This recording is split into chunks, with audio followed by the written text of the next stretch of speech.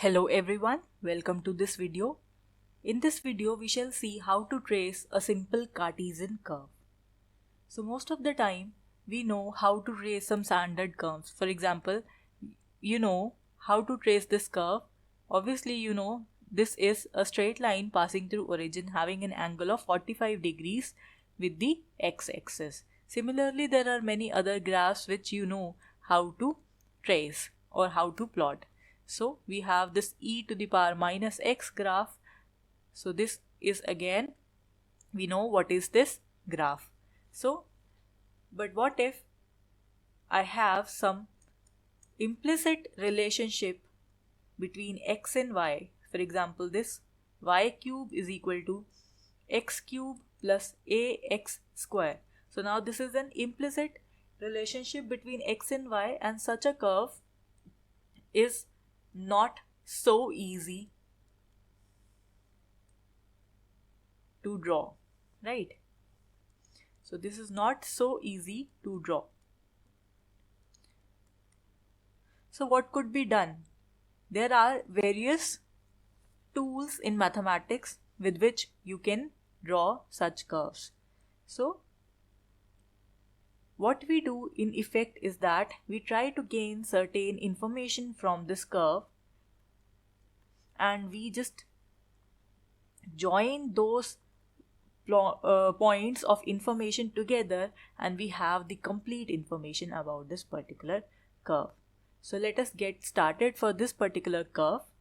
Here, the first point that we shall see about this curve is what is the domain and range for this particular function.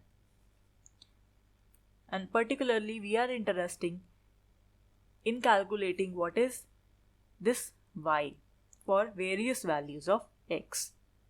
So for that, firstly, let us see what is the value of y. So we have y cube as equal to x square multiplied by x plus a. I can write my given curve to be in this form. So I can now take the cube root on both sides. So I'll be having x raised to power 1 by 3 whole square, and then I would have x plus a raised to power 1 by 3. So now you see this term being a square of some term, this is always positive. So here the sign of this term would be affected by the sign of this term.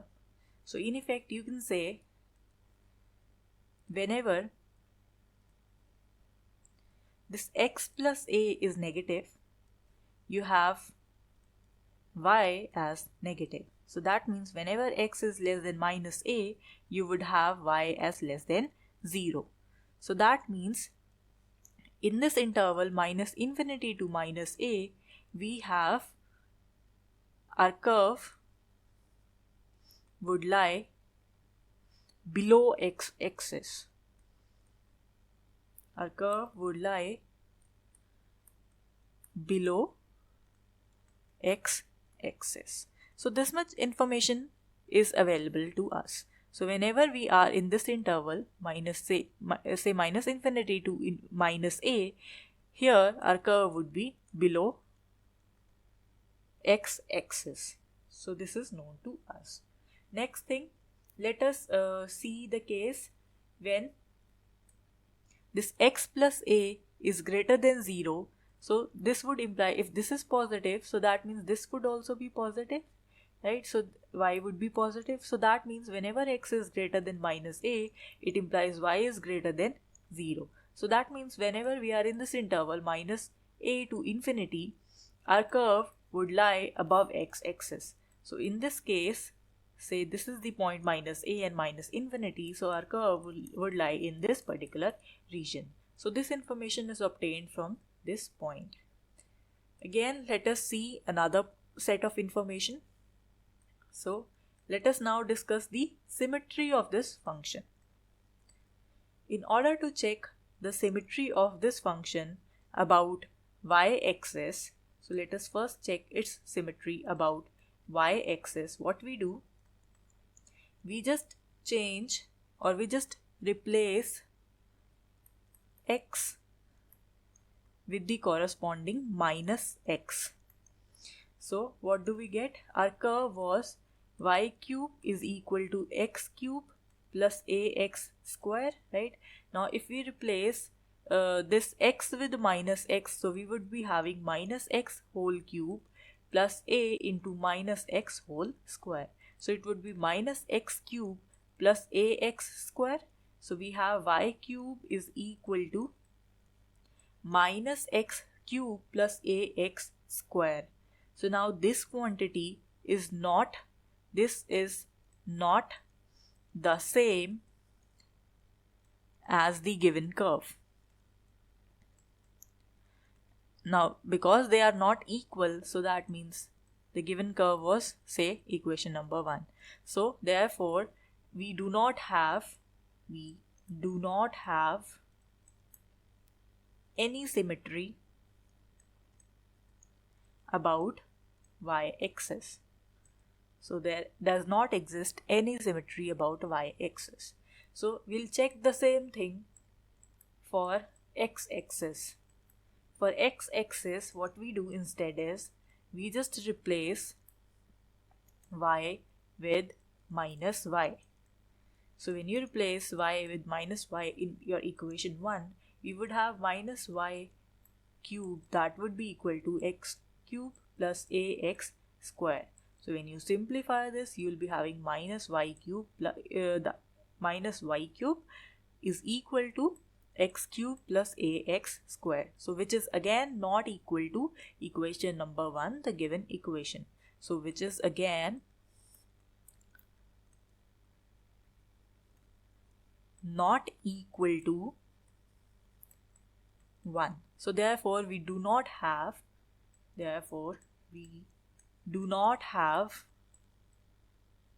any symmetry about x-axis as well. So now if there is no symmetry about y-axis, no symmetry about x-axis, so obviously there would not be any symmetry. Therefore no symmetry exists about origin as well. So this information is obtained. We do not have any kind of symmetry. The graph of this curve would be different for all these different quadrants, right? So let us next see whether our curve passes through origin or not. So let us see whether our curve passes through origin or not. For that, we just check whether the point 0, 0 is satisfying this curve or not. So when you substitute this point in the equation number 1, that means the given curve, you would have the left hand side to be y cube, which would be 0 cube, that would be 0, and the right hand side would be x cube plus ax square. So this becomes 0 cube plus a into 0 square, so that would simply be 0. So obviously this left hand side and right hand side, they are equal, so that means the point 0 is satisfying this curve. So therefore we can say the curve given by equation 1 passes through origin.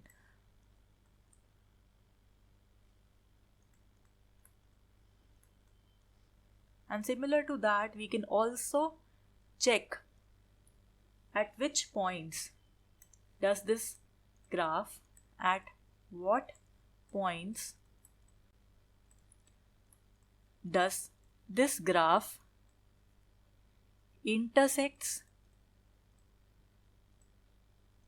x-axis. So we know the graph would intersect x-axis when y is 0. So when y is 0, your curve would become 0 cube is equal to x cube plus ax square, or you would have 0 is equal to x square into x plus a.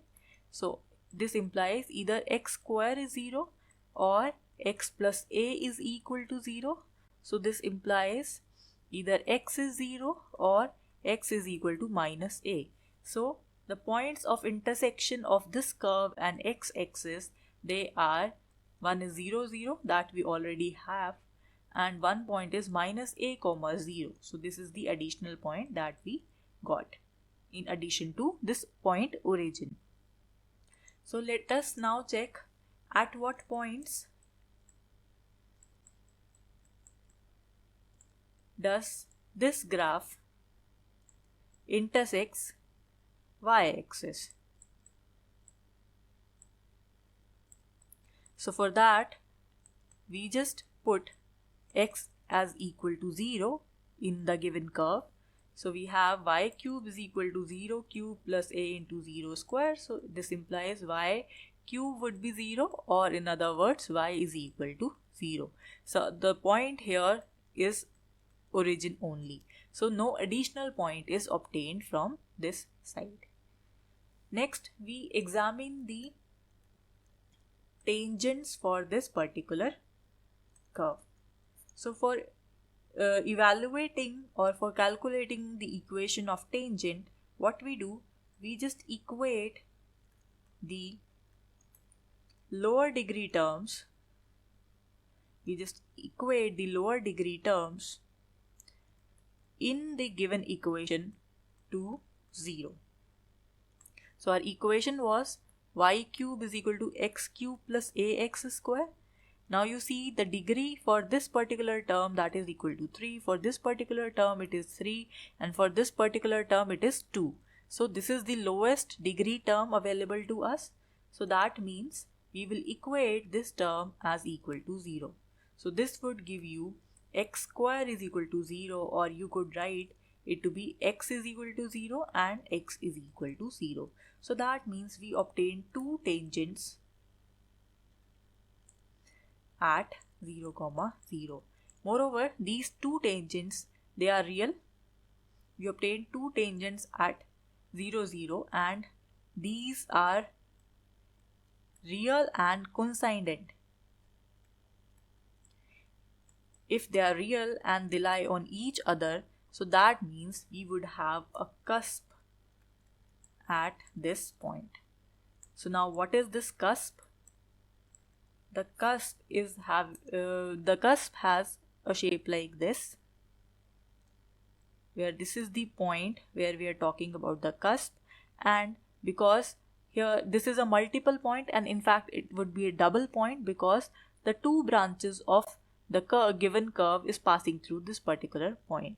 One branch is this one and one is this one, right? And moreover, these two branches, they would have the same tangent available with it, right? So we have the same real and coincident tangent available at this particular point for this particular curve. So we obtain a cusp at this particular point. So thereafter, let us evaluate the asymptotes. What is an asymptote? Asymptote is basically, it is a straight line such that whenever the curve tends towards infinity,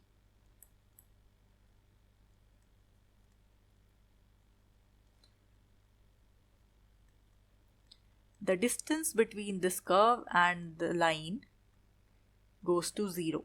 The distance between this straight line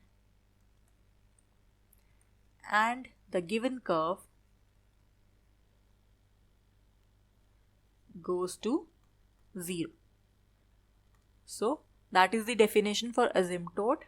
Now in order to see what asymptotes does this curve have, we first check for horizontal asymptotes.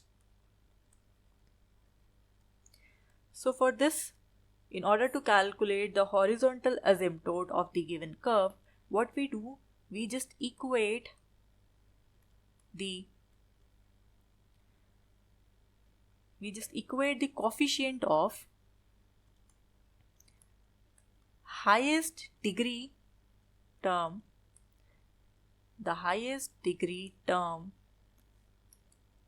in x to 0. So what we are doing, our curve was x cube plus ax square is equal to y cube. This was the given curve. So now what we are doing, we are taking the highest degree term in x. So highest degree term in x is this one, and its coefficient is equal to 1. So we are just equating the coefficient equal to 0. Now 1 is equal to 0. This thing is not possible. If this thing is not possible, that means there does not exist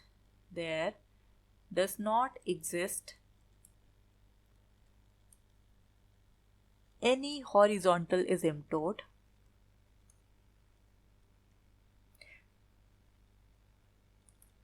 to this curve.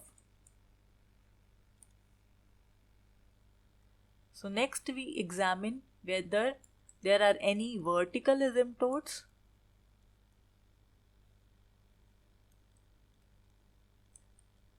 So for that, what we do, we now equate the coefficients of highest degree term in y to 0. So we just equate the coefficient of the highest degree term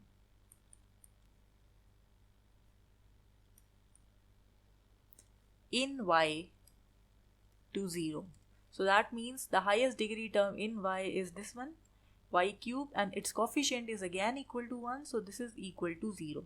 Now this thing is again not possible, therefore we also do not have any vertical asymptotes.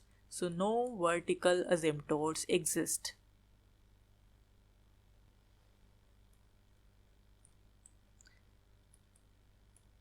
So next thing that is remaining here is to check for oblique asymptotes. Oblique asymptotes are those which are not parallel to x-axis or y-axis. So they would be having something like this. Their equation would be something like this: y is equal to mx plus c kind, where what is this m? M is the slope of that line and c is the corresponding intercept. So here we are interested to calculate what is this m and what is this c. So for that we have certain formula. What is that formula? It says that if you have the degree of the given curve, if that is given to be n, so in that case what we do, we construct two polynomials. One is phi n minus 1 as containing all the terms with degree n and all the terms with degree n minus 1 .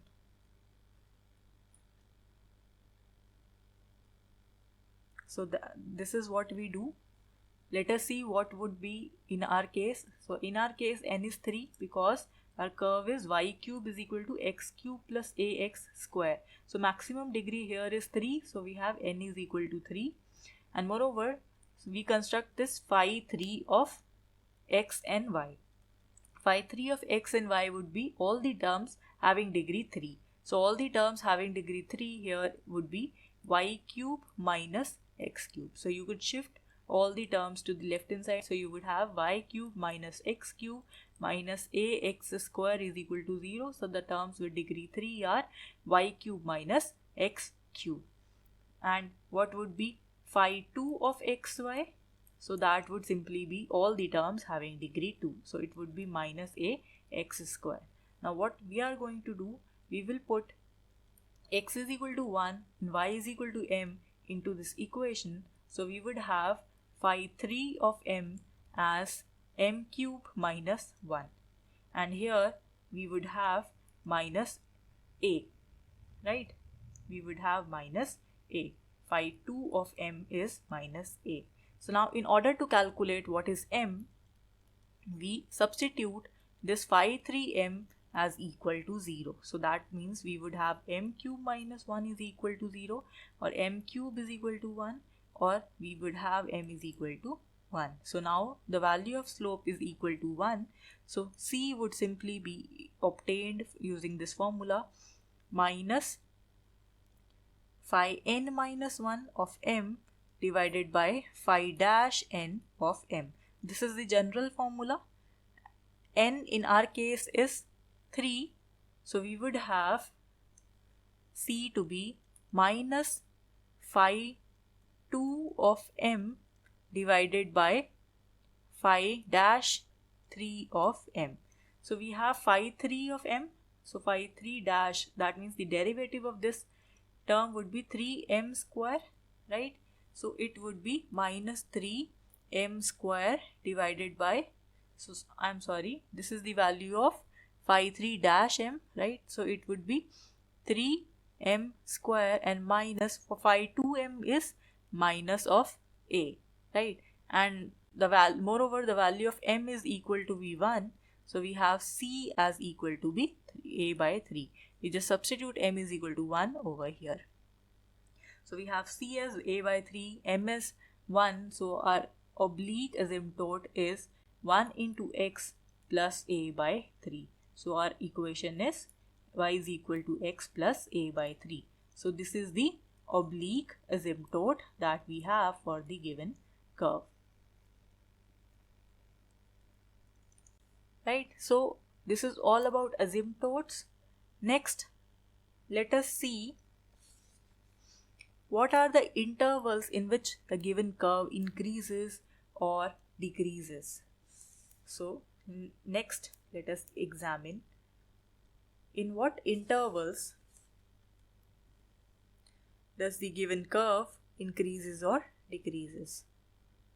So in what interval, fifth point is interval of increasing and decreasing function. So for that, what we do, we just evaluate the first derivative of this curve y. Our curve was y was x raised to power 2 by 3, and then we had x plus a raised to power 1 by 3. So this was the given curve. So now in order to find dy by dx, we just differentiate this curve with respect to x. So here there are two terms in multiplication, so we would apply this product rule of differentiation. So first function as such, then the derivative of second term, it would be 1 by 3 x plus a raised to power minus 2 by 3, and then the derivative of first term, it would be 2 by 3 x raised to power minus 1 by 3, and then the second term as such. So we can very easily simplify this. So let us see what do we have after simplification. So when you simplify this, you would have dy by dx that is equal to x plus 2a by 3 divided by x plus a raised to power 1 by 3 whole square, and then x raised to power 1 by 3. So this is what we obtain after simplification. So now you see here, the sign for this term is always positive because this is the square of some term. So whatever is inside, it will be squared, so it would be positive. So that means the sign of dy by dx that only depends upon the sign of these two terms.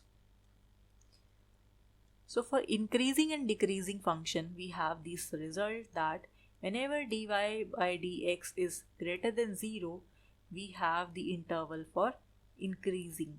So in that particular interval, our function is an increasing function, and whenever dy by dx is less than 0, in that particular interval, our function is decreasing function, right? And whenever dy upon dx is equal to 0, there we do not have any increasing or decreasing function, and there the slope of the function is 0 and the function is treated as constant over there. So now in this first case, in order for this derivative to be positive, either both these terms should be positive or both these terms should be negative. So let us see this case. So the first term is either x plus 2a by 3 should be positive, along with x raised to power 1 by 3, this should also be positive. This is one case. And second case is x plus 2a by 3 either this should be negative along with x raised to power 1 by 3, this should be negative. So when you solve this one, you would have x greater than minus 2a upon 3 and x positive. So that means when you see this on the real line, you have 0 here, minus 2a by 3 is somewhere here. Now you are saying x is greater than this quantity, so that means x would be somewhere here, and in this case we are saying x is greater than 0, so the common portion is this one. So our interval in this case becomes 0 to infinity, and in the second case our interval becomes x is less than minus 2a upon 3 and x is less than 0. So when you see this on the real line, we have 0 here, say minus 2a upon 3 is here, x is less than this quantity means x is somewhere here, and x is less than 0 means x is somewhere here. And when you see the common portion, this is the common portion that you have. So that means our interval here is minus infinity to minus 2a upon 3. So overall our function is an increasing function in the interval minus infinity to minus 2a upon 3 union with this interval 0 to infinity, so 0 to infinity. So here our function is an increasing function. So now let us see the second case. In the second case we have dy upon dx to be less than 0 for it to be a decreasing function. So for this to be a decreasing function, the sign of these two terms, that should be opposite sign. So that means whenever x plus 2a by 3 is positive, that means x raised to power 1 by 3 should be negative. Or in other case we have x plus 2a upon 3 to be negative, and simultaneously x raised to power 1 by 3 should be positive. So these two cases are possible whenever your derivative is less than 0, is negative quantity.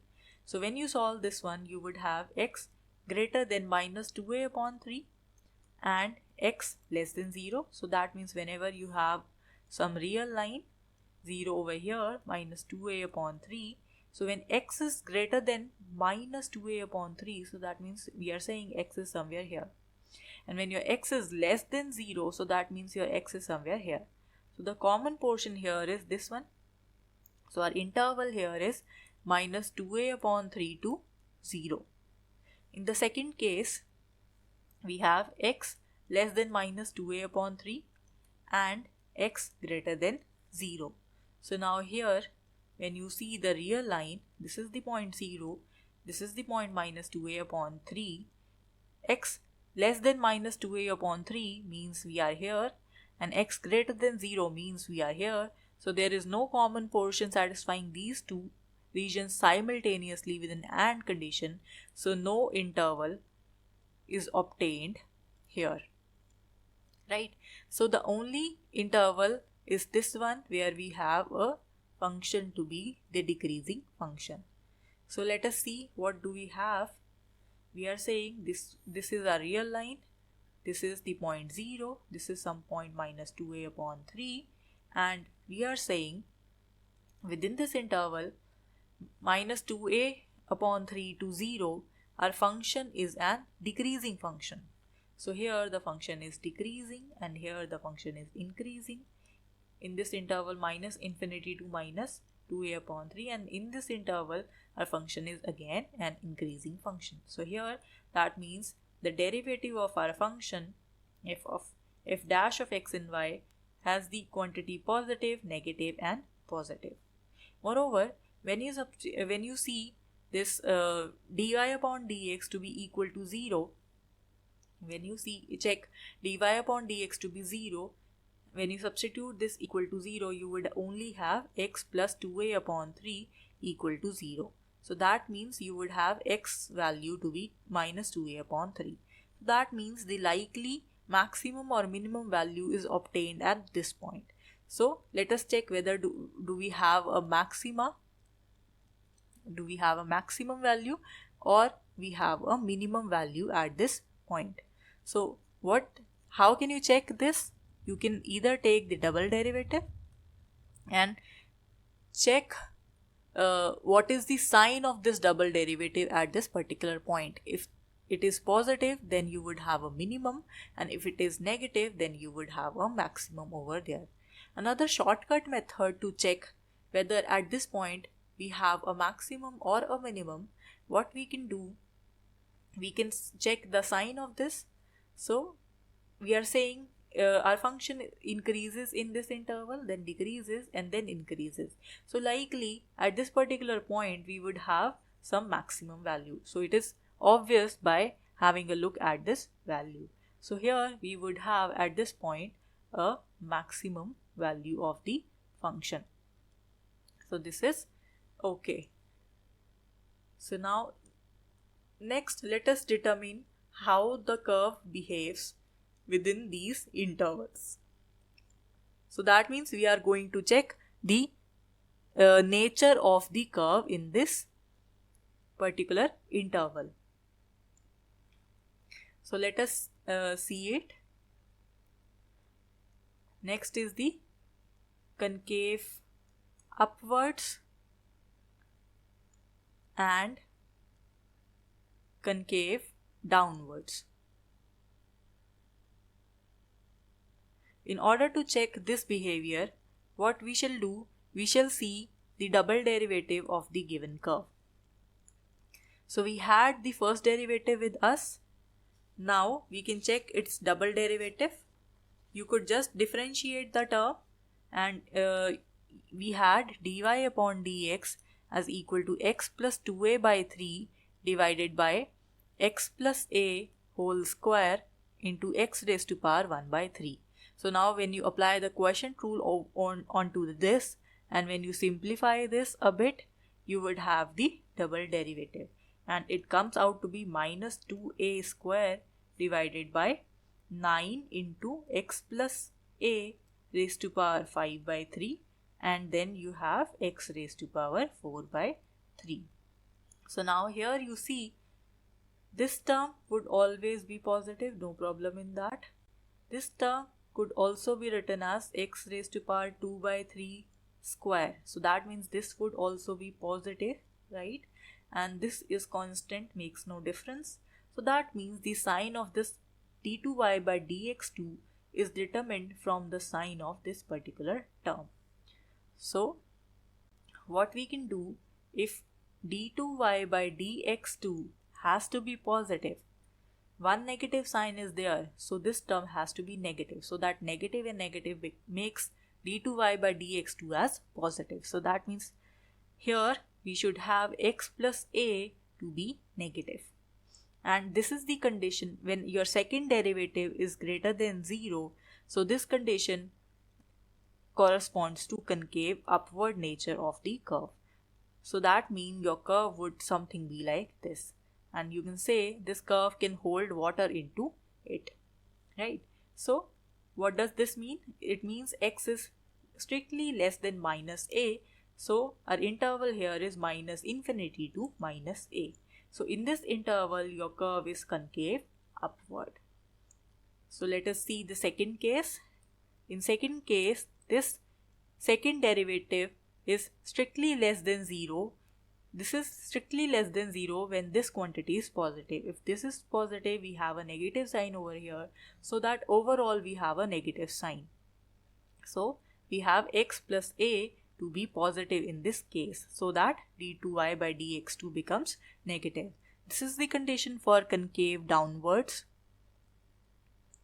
So here if this is true, that means your curve would something be like this. So it won't be able to hold any water into it. So here the interval would be x would be strictly greater than minus a. So that means your interval becomes minus a to infinity. So in this particular interval, your curve is concave downwards. Moreover, at this point, minus a, your curve changes behavior. So before it was concave upwards, and after that it is concave downwards. That means at this particular point, at x is equal to minus a, we have the curve has a point of inflection.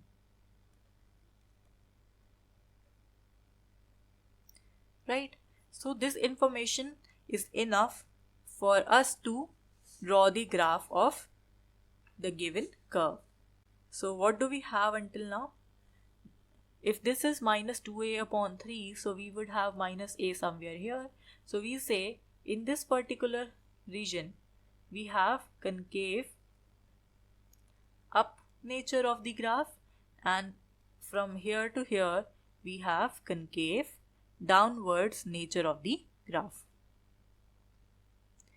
So that means with all this information, let us try and draw the graph. So when we draw its graph, we would have our y-axis and then we would have our x-axis, right? So this is our y-axis, say this is our x-axis, and we have this point 0 over here. Our curve passes through this point, this is the origin, this is x-axis and this is y-axis, and then we also know our curve passes through, say this is point minus a, our curve passes through this point minus a comma 0 as well. So these were the 2 points from where our curve passes, right? Moreover, we know what is the graph for y is equal to x. It is something like this, a straight line passing through origin, right? So but our asymptote here is not this line but a translate of this line. So that means our asymptote is y is equal to x plus a upon 3. This information we have just evaluated in the results for asymptote point, under this asymptote point. So this was our asymptote. So now if this is minus a, this point would be minus 2a upon 3, and say this point would be minus a upon 3. So this curve has been translated from this curve by the unit a by 3 towards the left hand side. So we would have our curve to be our asymptote. This is usually represented by a dotted line. So it would be something, so it would be like this.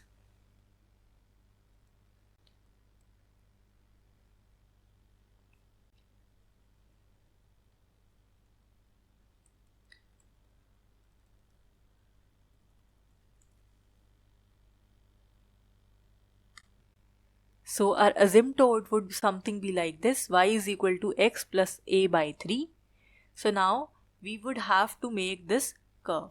So remember that within this interval from minus infinity to minus 2a, our curve is strictly increasing and then it is decreasing and then it is increasing. So what would be our curve like?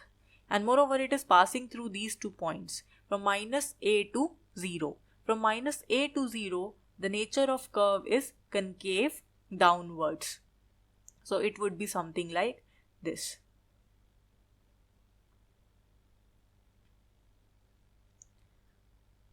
So it would be something like this. And then at this point, we also have cusp with us. So that means if your curve is coming like this here, so it would be like this. Moreover, we have asymptote by this line y is equal to x plus a by 3. So it would something be like this. It would tend, whenever this curve and this line would go to infinity, the distance between them will tend to will tend to 0. Right? And what about the left hand side of minus a? From the left hand side of this minus a, our curve is decreasing and moreover it is concave downwards. So if this is concave downwards, so it would be something like this. So we would follow this asymptote line, right? So it would be something like this. And it will meet at this point, this curve. So a curve finally looks like this. So, and moreover, this point would be the point of inflection.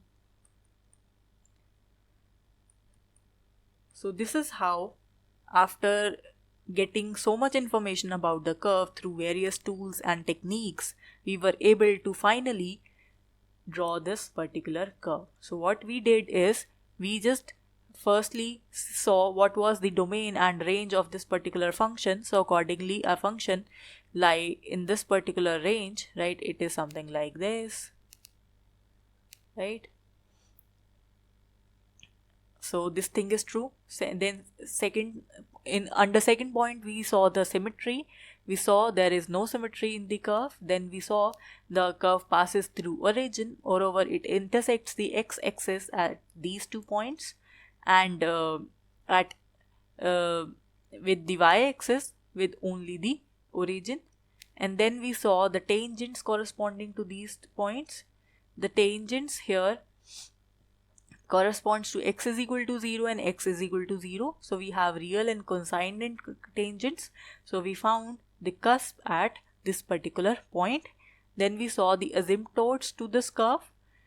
There were no horizontal and vertical asymptotes, whereas we had oblique asymptotes. So we find out what is the value of m and c using the formula. So we obtain the asymptote as the line y is equal to x plus a by 3. This was the oblique asymptote.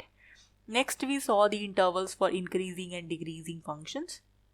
For that, we differentiated our given curve with respect to x, and then we saw what is the sign of this derivative, and in which interval it is increasing and in which interval it is decreasing. So we found those intervals in which it was decreasing and it was increasing, and then we saw the signs of this double derivative, and we concluded the intervals for concave upwards and concave downwards.